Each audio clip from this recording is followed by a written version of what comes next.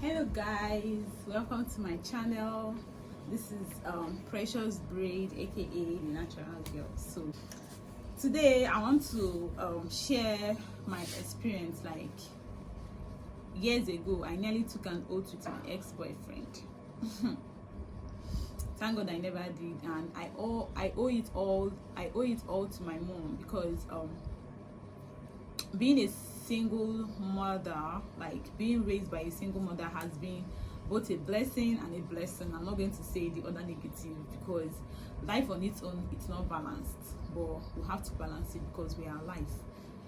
So I remember when we came back from when my mom left that abusive marriage and we came back to her own state. So she asked about her childhood friend, whom they told that she asked about her childhood friend. My mom asked about her childhood friend. So her mother told her that her mother, being my grandma, told her that that her childhood friend is dead. So she was like, what happened? Said she doesn't really have a clear explanation or understanding of what happened. So my mom asked if she knows where they live now. So my grandma told her, she said okay, she was going to pay them a visit. So while she was going, she took me along like an escort, So when we got to the house, she saw the mom. The mom was like, longest time.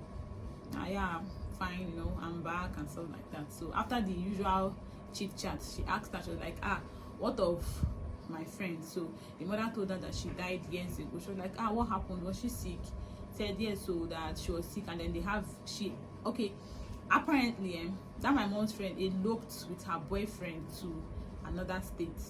So I think she fell sick. So when she fell sick, that was when she came back to stay with her mom. So at that point, nobody knew what she was sick of, but I think they had a child. If my memory is not failing me, they had a child, but the child died. So the child died. So it was after the child's death that she started feeling very sick. So she had to come down to her mom's place. But then she wasn't even able to tell anybody what happened to her, and the cause of her sickness, So it was when she got to when she got to the last stage, she has deteriorated to to the last stage. That was when she told her mom that she took an oath with her ex-boyfriend. So I think how this oath thing works is, if you take the oath and you leave, when one person leaves, the person that leaves faces the consequences, which is usually death. So she left, and then maybe she thought the oath was all fun and joke, so she left and went on to stay with another man or something of that nature, but she was the one that left. So that was how her mother got to know what happened to her, and that was how she gave up the ghost. So I don't really have a clear understanding of what that oath means, but I know growing up as a child, we used to see home movies then, Nollywood movies, of course. Yeah, you see them taking oaths and you see the consequences of oaths and stuff like that, but I didn't really have a clear understanding of it. But that visit that day actually gave me a clear understanding of what it meant.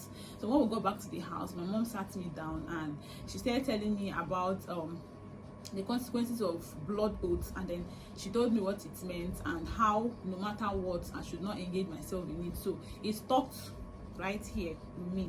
So years later, when I had my very first boyfriend, and I was much younger, I was young then. I think I was about 19, 20. I was in the university already. So I had my first boyfriend and everything was going smoothly. We got to a stage where his family knew my family knew his family. Like, he can easily come to my house, I can go to his house. We stay attending each other's occasions, and it's usually his occasion because he comes from a very large family.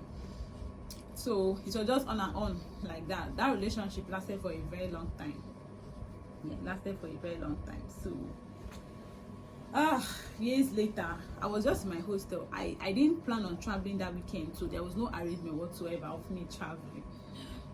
So it was on a Friday. Usually if I want to travel, I travel on Friday, Saturday, Sunday. I come back to the hostel in preparation for school on Monday. When I mean school, I mean the university. So that Friday, I was just in the hostel after lectures. My phone rang. It was him as usual. He was like, can I come over, babe? I'm like, no, it's late and I didn't plan on traveling this weekend. There was no plans. We didn't make any plans of traveling this weekend. So there is no point coming. He was like, now that he has a surprise for me. So I'm like, okay.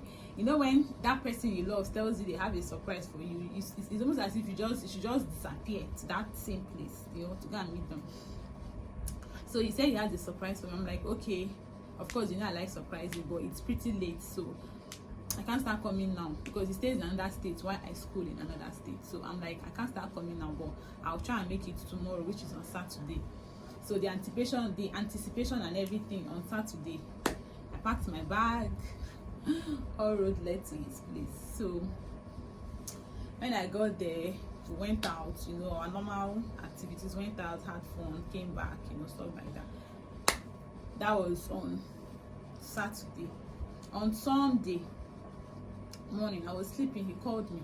I woke up, it was like, it was more like a ritual kind of thing. So that was even, it was shocking, it was surprising, because I was actually expecting the surprise, not an engagement ring, of course. So I was actually expecting a surprise, you know. So he called me. I woke up from my sleep. He called me 3 times. He was like, Annie. I'm like, what's up? Just spill it. What is it? What's the surprise? He was like, he's about to tell me something very, very important. I'm like, okay, just talk. He goes to say, let's take an oath. Huh? I was like, an oath? Did I hear you? He said, yes, let's take an oath. I'm like, no. So I didn't even think about it. Like, I didn't even want to even consider it, like, to say, should I not? Instantly, it was an instant no, because in a millisecond my brain just went back to the movies I had watched, even if it was not all that clear as a child, you know, but I still had a blur to understand the memory of what it meant. And I also remembered what my mom told me and our visit, you know. So in that split second, everything just summed up and clicked. I just told him no. He was a little bit insistent. He was like, oh, so you want to leave? Oh, so you want to cheat? Oh, so this is me trying to prove my love for you. I'm like, Oga, please, I don't want that. Please, I just do not want that. I can't take an oath. It's too dangerous for me to take an oath. Like, life too sweet. This life is too precious. It's too sweet. So I don't even want to take an oath, because I don't know what the future holds, and I don't want anything that will cost me my life. Even if I will have to go, I have to go because it's my time to go, not because I had to cut my own life short. So it's not happening. He actually brought out the pin. I could actually see it, and I hate this this feeling of being pierced with an object. So it wasn't even going to happen. Even taking an injection, like maybe when I'm sick or something, it's just because I have to recover my health. So I just told him no. I'm like, no, it's not even going to happen. So that was how that blood oath thing never came up again. Like, he never even brought it up again. He never even mentioned it again. I never even asked him if he was joking or if he was serious, because I cared less.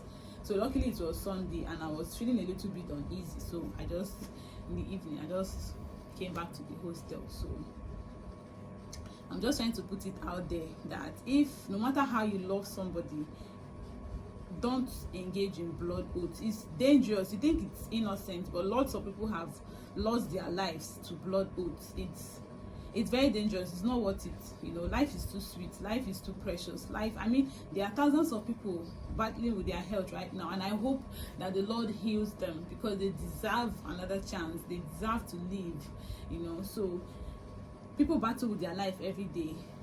Most of them wish they still have their health, they still have their life back. So why would you want to take a blood oath? It's dangerous. Don't even engage in it. Blood oath is what? Dangerous. So when I refused that blood oath, yeah, years later he was the one that cheated. So I feel like right now, I feel like he even owes me for saving him, because somehow I felt with or without the oath he would have still cheated. So years later he cheated and I left, you know. So even if I wasn't the one that cheated and I left, it would have still affected him, because he is the cause of the breakup, you know. So he owes me, and if he had died or he had fallen really, really sick, his family wouldn't have known what happened, you know. And I don't think I'll be courageous enough to come and tell his family, oh, it was because of Precious or it was because of Hannah that your son died because we took an oath. They wouldn't even want to know that he was the one that initiated the act, you know, because he's not there to explain himself. So he even owes me. He owes me more than $1 million for saving life. So he was one that cheated, and then I left. You see, so there's no need for anyone to engage in blood oaths.